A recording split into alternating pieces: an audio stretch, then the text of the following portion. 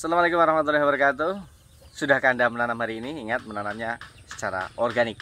Ada pertanyaan teman tentang pupuk kandang atau kotoran hewan, khususnya dalam hal ini kotoran sapi, berapa lama bisa digunakan.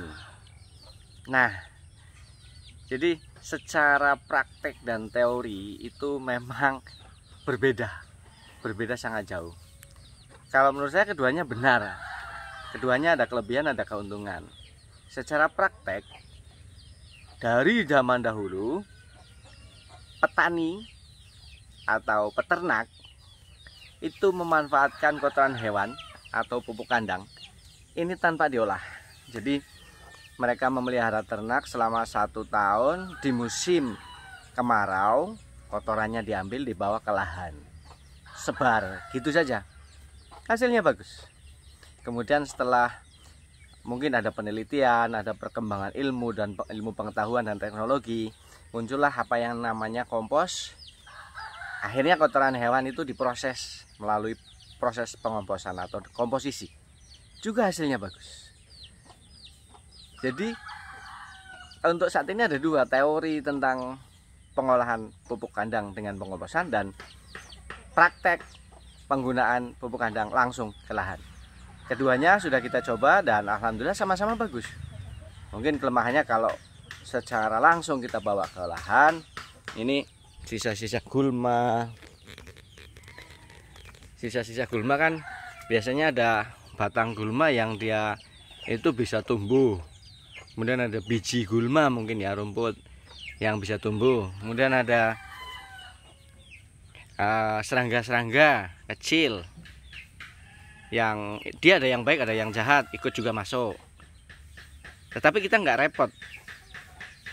Jadi kekurangannya masih ada kayak gini. Ada mungkin hewan-hewan yang tidak kita inginkan. Tapi kelebihannya gampang. Ini kan sudah dikerjakan oleh alam. Udah bagus. Seperti ini. Tinggal pakai saja.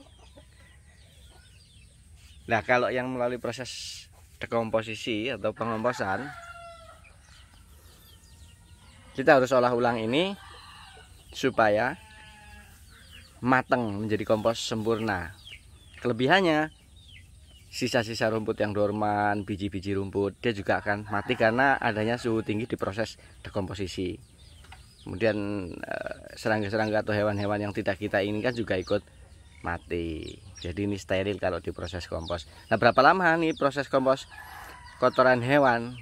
Nah, proses kompos kotoran hewan itu tidak bisa kita tentukan berapa lama waktunya, berapa lama matangnya, berapa lama bisa kita gunakan. Karena apa? Karena kita harus melihat bahan baku dulu. Bahan bakunya itu seperti apa? Kalau bahan baku yang seperti ini sudah seperti tanah, ini sudah seperti tanah karena dikerjakan oleh ayam. Tadi mana ayamnya? Jadi ayam setiap hari nyari makan di sini, nyari mungkin biji rumput, hewan-hewan, serangga-serangga. Nah, ini kalau yang posisinya sudah seperti ini, maka 4 minggu proses pengomposan sudah kita gunakan. Bahkan secara praktek kita ini langsung kita gunakan. Nah, kalau yang wujudnya seperti itu, nah, ini baru keluar dari pabriknya. Ini pabriknya. Ini baru keluar. Ini butuh waktu lama.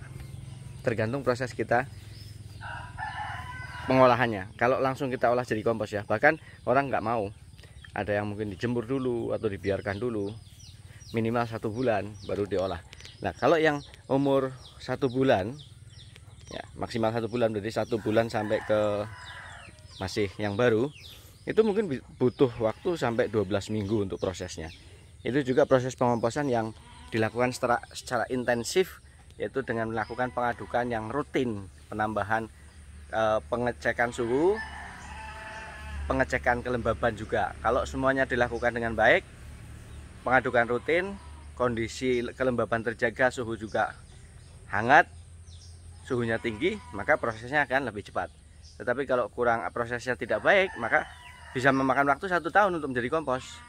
Karena di situ kan kita tumpuk saja tanpa ada bantuan dari kayak ayam. Kalau di sini kita dibantu oleh ayam. Kalau kita proses kompos sendiri kan berarti nggak ada bantuan ayam karena ditutup pakai terpal. Nah itu, jadi sebaiknya kita tidak perlu merepotkan, tidak perlu memikirkan, tidak perlu merisaukan harus dikomposkan dulu atau tidak, ini bagus atau tidak untuk tanaman, tanah, dan lain-lain. Yang penting kita kerjakan. Ada kotoran hewan, kotoran sapi yang sudah seperti ini, kita ambil saja, sudah kita letakkan di lahan kita. Kalau kita mau nanam di wadah, di pot, di polybag, ya udah kita campur saja dengan tanah 1:1. Kemudian kita biarkan minimal 1 minggu dulu. Ya, biarkan mungkin kena sinar matahari, kena hujan nggak apa-apa. Setelah 1 minggu kita masukkan pot atau polybag. Tunggu beberapa hari bisa kita tanami. Seperti itu saja. Kalau kayak kita mau komposkan ya komposkan saja. Yang penting dikerjakan. Kalau kita pikirkan, kalau kita risaukan, kalau kita bingung, maka nggak jalan-jalan. Padahal pertanian organik atau menanam secara organik itu yang berbicara adalah waktu. Kalau kita tidak mau memulai dari sekarang, maka pertanian organik atau berkebun organik itu tidak akan tercapai pada saatnya. Karena kita nanti mundur terus. Maka mulailah sekarang. Tidak usah dirisaukan apa-apa. Yang penting ada bahan organik, tanah, bibit tanaman, kita tanam. Bahan organik tidak melulu kotoran hewan, kohe, atau pupuk kandang, tetapi bahan organik bisa sisa-sisa dapur, kayak potongan sayuran, potongan rumput, daun-daun kering,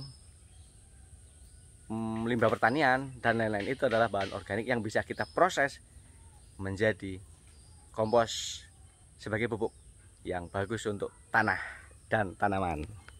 Oke. Jadi untuk pertanyaan berapa lama waktu prosesnya ini supaya bisa digunakan tidak bisa dijawab dengan tepat. Intinya kalau kotoran hewan yang sudah lama bisa langsung kita gunakan atau bisa kita proses 4 minggu. Kalau yang masih baru mungkin bisa dijemur dulu, kemudian kita proses juga supaya bisa cepat prosesnya. Atau daripada pusing-pusing, kita ambil yang sudah seperti itu, yang sudah dikerjakan oleh tanah seperti itu, kemudian langsung kita gunakan saja. Nanti proses selanjutnya diserahkan kepada alam. Oke ya. Jadi kalau untuk biji gulma ya, kemudian mungkin serangga-serangga yang tidak kita harapkan sudah dimakan sama dia. Jadi ini aman. Kita tinggal kumpulkan, kita bawa pulang. Oke. Terima kasih sudah nonton. Semoga ada manfaatnya. Assalamualaikum warahmatullahi wabarakatuh.